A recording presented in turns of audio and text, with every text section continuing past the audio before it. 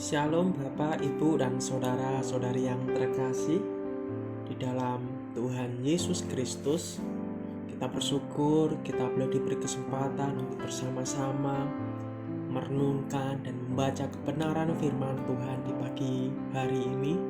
Dan sebelum kita membaca bersama-sama, saya ajak Bapak, Ibu, dan saudara-saudari yang terkasih untuk bersatu di dalam doa. Mari kita berdoa. Kasih-Mu yang tiada duanya ya Allah kami, bila mana Engkau mati telah bangkit dan menebus setiap dosa kami. Sungguh luar biasa Engkau ya Allah kami, dan kami sungguh bangga punya Allah seperti Engkau yang selalu menjadi pembela kehidupan kami. Terpuji kekal nama-Mu, kami siap membaca merenungkan kebenaran firman-Mu. Biarlah nama-Mu yang kami agungkan, di dalam nama Yesus. Haleluya. Amin. Bapak, Ibu, dan saudara-saudari yang terkasih, renungan kita di pagi hari ini bertema semua karena kemurahan Allah, yang terambil di dalam 2 Raja-Raja 2 ayat 13-15. Lembaga Alkitab Indonesia memberi judul Elia naik ke surga. Sesudah itu dipungutnya jubah Elia yang telah terjatuh. Lalu ia berjalan hendak pulang dan berdiri di tepi sungai Yordan. Ia mengambil jubah Elia yang telah terjatuh itu. Dipukulkannya ke atas air itu sambil berseru, "Di manakah Tuhan Allah Elia?"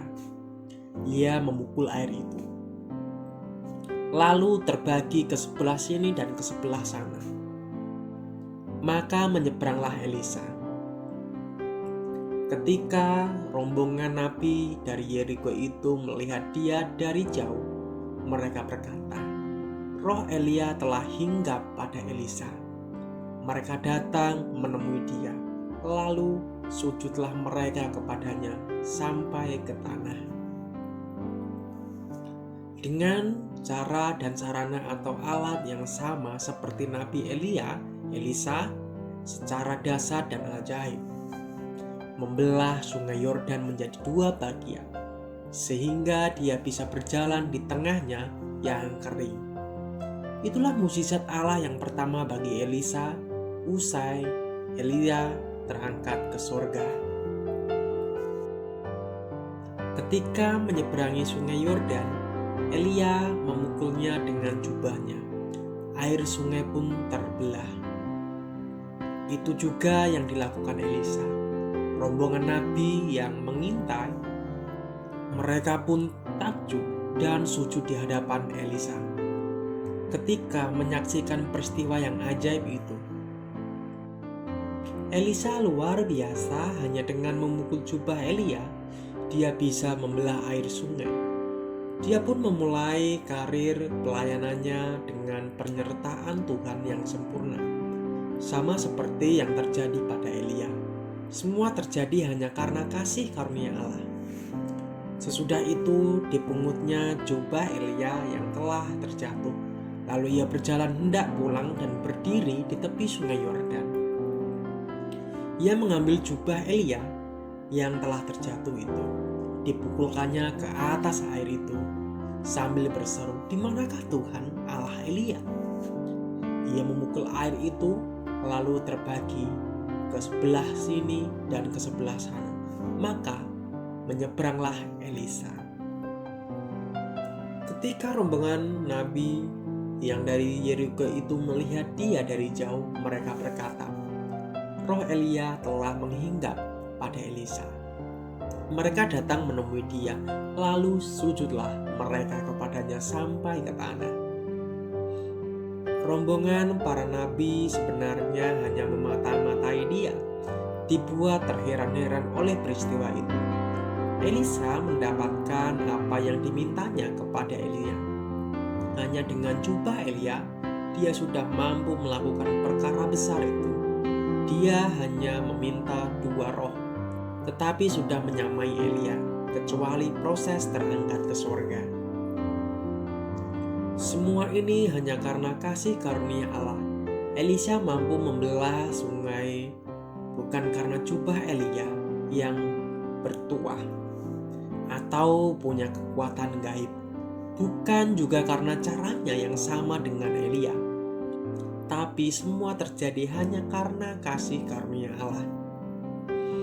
Jadi kekuatan Elisa maupun Elia bukan pada jubahnya atau caranya, tapi karena Tuhan yang berkenan. Bukan karena kuat dan gagahnya Elia maupun Elisa. Hanya oleh belas kasihan Allah saja. Jadi kekuatan mereka adalah hanya karena faktor T dan faktor A, yakni Tuhan dan Allah. Hanya karena faktor Allah sajalah maka Elisa maupun Elia dapat melakukan perbuatan ajaib dan mukjizat. Di luar Tuhan, tidak. Kita juga memiliki dan dianugerahi Tuhan Yesus kasih karunia, talenta dan kekuatan roh yang menjadi kekuatan dan keunggulan kita dibandingkan orang lain. Potensi dan karunia itu tidak selalu dalam bentuk fisik, tapi bisa dalam bentuk yang lain, misalnya sabar, penuh pengertian, suka mengampuni atau memaafkan, tidak menendam, ramah, murah senyum, dan lain sebagainya. Jadi kita tidak harus sama persis dengan Elia dan Elisa. Tak perlu kita ke danau, tornado, pantai, bendungan, kuil, sungai, dan lain-lain, kemudian menggunakan pakaian kita untuk memisahkan, apalagi membelah airnya.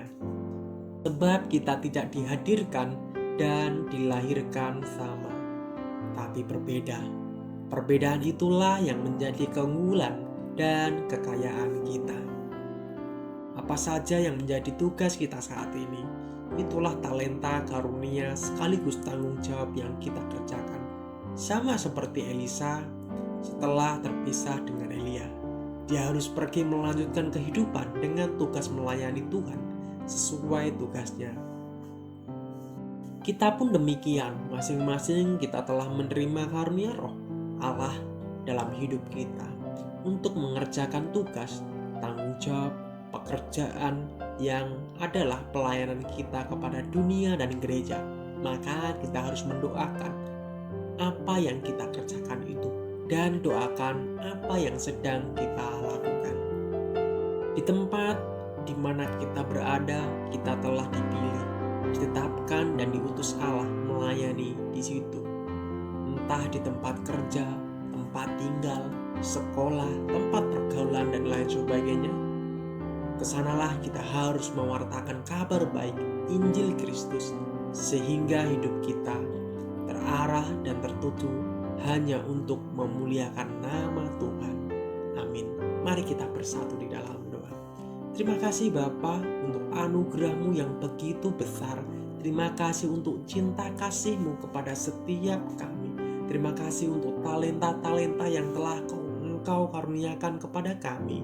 Kami bersyukur dan kami mau melakukan sebagaimana mestinya Tuhan mengaruniakan kami setiap pribadi lepas pribadi.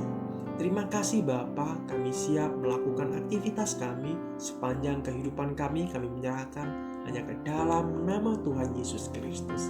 Terpuji nama-Mu. Haleluya. Amin. Shalom, selamat pagi, selamat beraktivitas. Tuhan Yesus memberkati kita semua.